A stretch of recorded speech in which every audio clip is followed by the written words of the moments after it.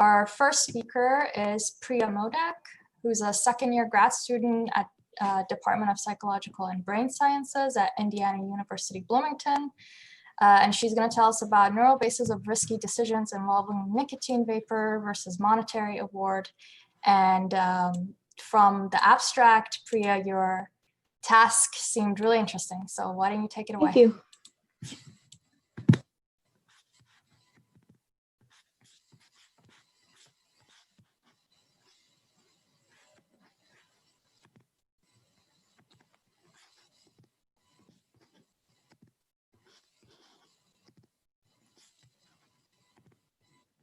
So, hi everyone, I'm Priyamvada Modak, but you can call me Priya.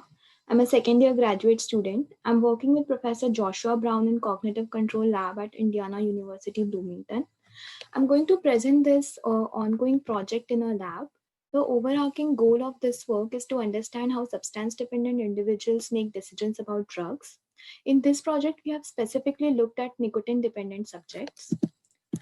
The motivation was that risky decision-making tasks are frequently employed to study the impairment in substance use disorders. Majority of the previous neuroimaging studies that follow this approach use money as the reward in the decision-making tasks. Even in the studies that provide the drug of interest as the reward, subjects receive the accumulated reward outside the scanner and at the end of the entire session. However, previous research has shown that sensitivity to monetary rewards is altered in substance use disorders. So in case of this study, we wanted to find the neural correlates of risk and reward associated with nicotine, when the nicotine worn by the subjects could be realized immediately inside the scanner with the help of an e-cigarette. Moreover, to evaluate whether the results from decisions about non-drug rewards in substance-dependent individuals can be extrapolated to infer decisions about drugs, we also wanted to compare the risk and reward representations of nicotine and money in nicotine-dependent subjects. We employed nicotine-dependent subjects who were asked to remain abstinent for 6 hours before the task. The subjects performed 2 trials on 2 separate days. One was money trial and one was nicotine trial. An MR-compatible electronic cigarette was used to deliver nicotine vapors inside the fMRI scanner. You can see the image of the e-cigarette on left of the slide. The task was to choose between 2 options. One was a gamble option and one was a sure thing option. We had 5 different gambles such that the probability of loss, expected value, and variance of the gamble outcomes were orthogonalized.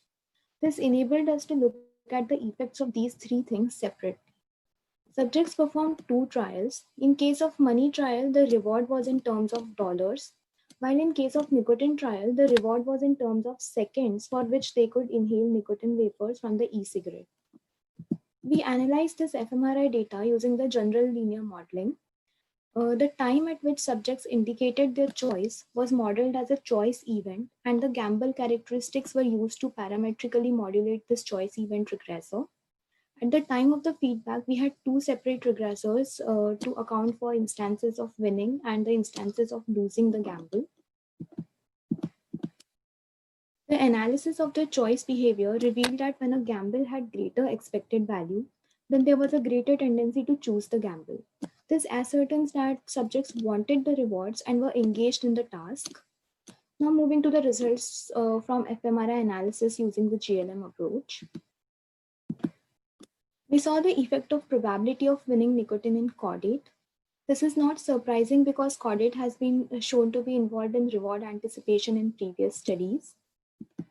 The regions around cingulate and middle inferior frontal gyrus showed effects of loss and variance of gamble outcomes in case of monetary rewards. We saw the most interesting results in the feedback phase, where there was a reversal in representation of choice feedback between money and nicotine trials.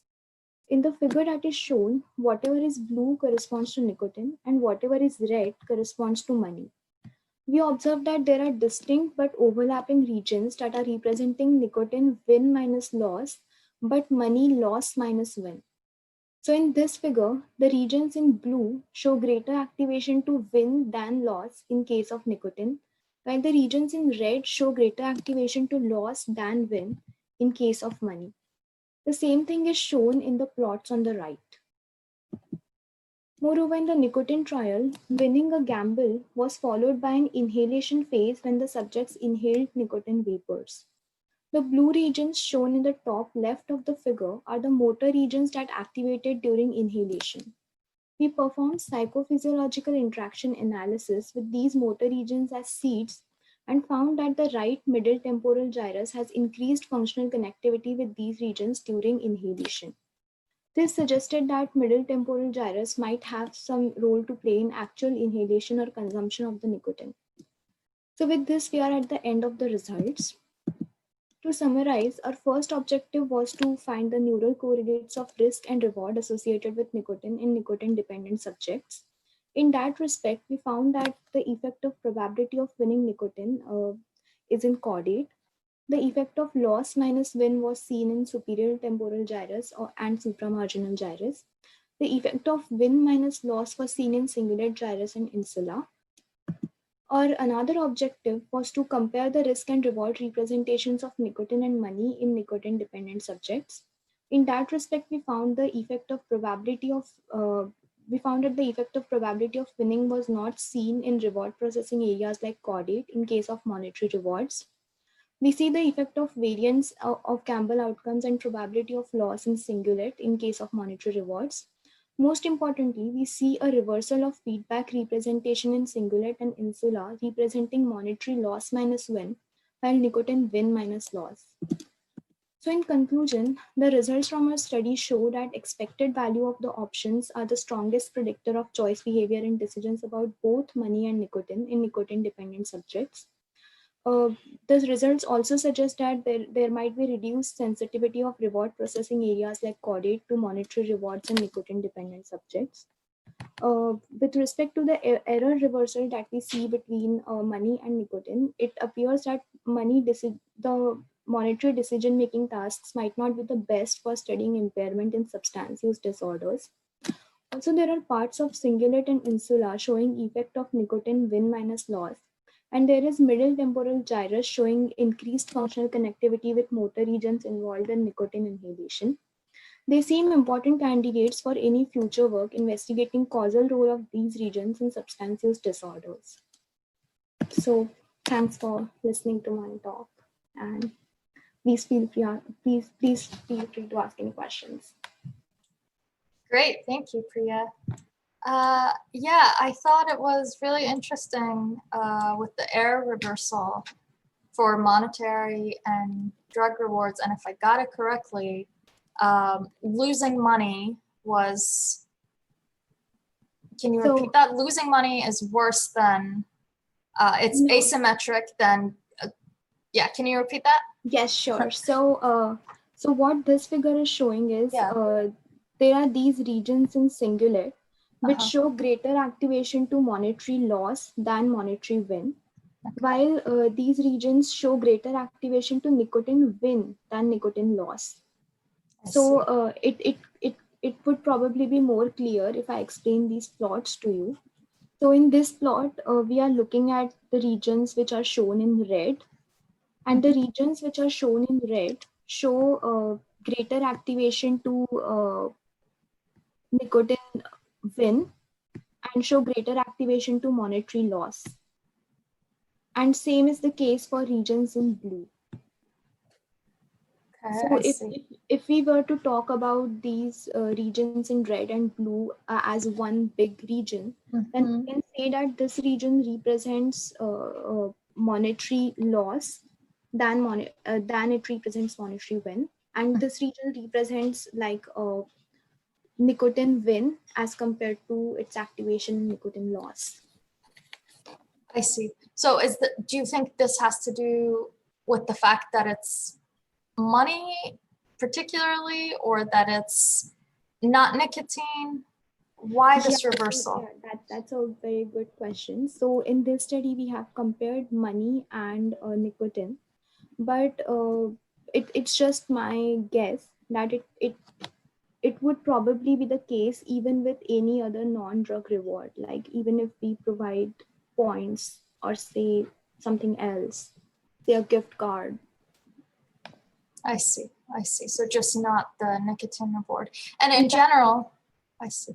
and in general is, it kind of looks like the magnitude of the money curves are similar, but I can't tell. So in general, is the negative value of losing money similar as far as activation to the value of winning the same amount of money? So in gambling behavior, are those two things equal? Oh, so like if I understand it correctly, your question is whether the difference between loss and win in case of money greater than the difference between loss and win in case of nicotine. Yeah, that's one version of the question. Yeah. Okay. So from these plots, it seems like the gradient, so the difference between activation to loss and win in case of nicotine is greater, at least for this region. Yeah. And in this region, the gradient for money seems greater. Let's see, that's interesting.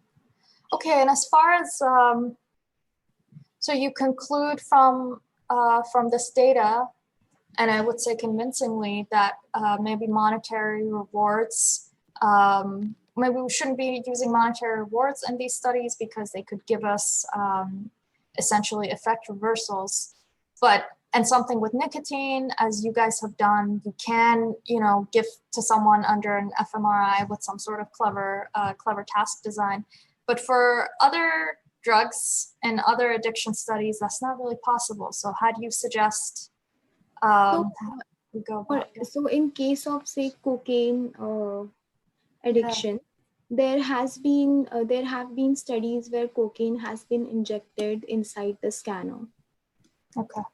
So yeah, that is another study that I know where such an effort was made to provide drug directly inside the scanner. I see. And what's next for this work? So we would want to, so as you said, we would want to test other drugs and other non-drug rewards, whether we see same kind of error reversal in that case. Great. Okay, and that puts us right out of time. Thank you, Priya. Thank you. All right, our next speaker, and I think everything is